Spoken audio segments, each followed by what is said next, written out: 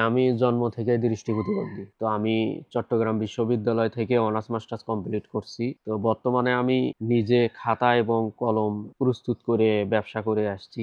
এখানে বেগুন, মরিচ, টমেটো ৩ টা বীজই দেওয়া হয়। একটা কলমে একটা বীজ দেওয়া হয়। এই কলমের বিশেষত্ব হলো ২ টা। ১ম বিশেষত্ব হলো এই কলমটি ব্যবহার শেষে মাটিতে পুঁতে দিলে গাছ জন্মায়। এটি মাটির ১ ইঞ্চি নিচে বা ২ ইঞ্চি নিচে দিলেই এটা সম্ভব। আর দ্বিতীয়ত বিশেষত্ব হলো এই কলমটি ঘাম শোষণ করে। আমরা অনেক সময় প্লাস্টিকের কলম ব্যবহার করি। প্লাস্টিকের কলমে ঘামটি কলমের উপর দিয়ে প্রবাহিত হয়। ফলে কলমটি পিচ্ছিল হয়। যারা দীর্ঘক্ষণ লেখে ৩ ঘন্টা ৪ ঘন্টা পরীক্ষার সময় তাদের ওই প্লাস্টিকের কলম দিয়ে লিখতে তখন অসুবিধা হয়। ওটা টিস্যু বা কোনো কিছু দিয়ে মুছে তারপর আবার লেখা শুরু করতে হয়। আবার এই কলমে ঘামটা শোষণ করে। ফলে ওই বিরতিটা নিতে হয় না। এটা দীর্ঘক্ষণ লিখতে পারে। এখানে বেগুন, মরিচ, টমেটো ৩ টা বীজই দেওয়া হয়। একটা কলমে একটা বীজ দেওয়া হয়। একটা কলম তৈরিতে মিনিমাম ২-৩ মিনিট ৪ মিনিট লাগে। এখানে সব মিলে খরচ হয় হচ্ছে ৳৬০। চট্টগ্রাম বিশ্ববিদ্যালয়ে আমি এই কলমের ব্যবসাটা ১ম শুরু করি। তো ওখানে যথেষ্ট পরিমাণে সাড়া পেয়েছিলাম। এটা চেষ্টা করতে করতেই সম্ভব হয়েছে। এছাড়া আমাদের বাংলাদেশে এই কাগজের তৈরি কলমের উদ্ভাবক একজন।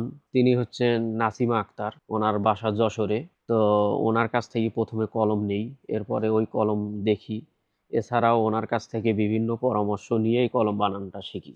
কলম বিক্রির অভিজ্ঞতা হচ্ছে অনেকেই আনন্দের সহিত এটা ক্রয় করে কৌতূহলবশত। আবার কিছু মানুষ এটা প্রয়োজনেও ক্রয় করে। অধিকাংশ শিক্ষা প্রতিষ্ঠানেই আমাকে সহযোগিতা করে আসছে। তবে ব্যতিক্রম ২-১ টা প্রতিষ্ঠান আছে যারা হয়তো সহযোগিতা করতে অনীহা প্রকাশ করে। এখন ইনকাম খুবই সীমিত। এখনো আগের মতোই ২ থেকে সর্বোচ্চ ৳৩,০০০ আসে। এটা মাঝেমধ্যে যখন অফ সিজন থাকে তখন কম আসে। তখন কষ্ট করেই চলতে হয়।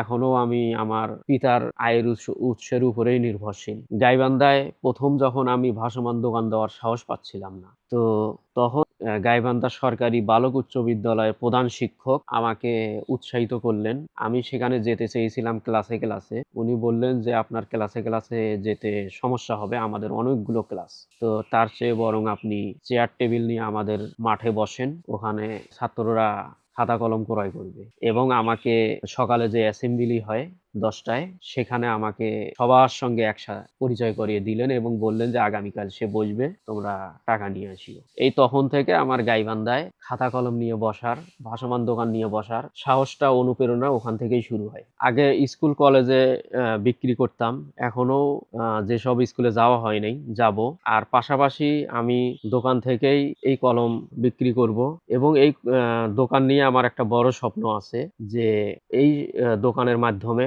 আমি বাংলাদেশে ব্যবহৃত সকল ধরনের খাতা আমি এখানে বিক্রয় করবো।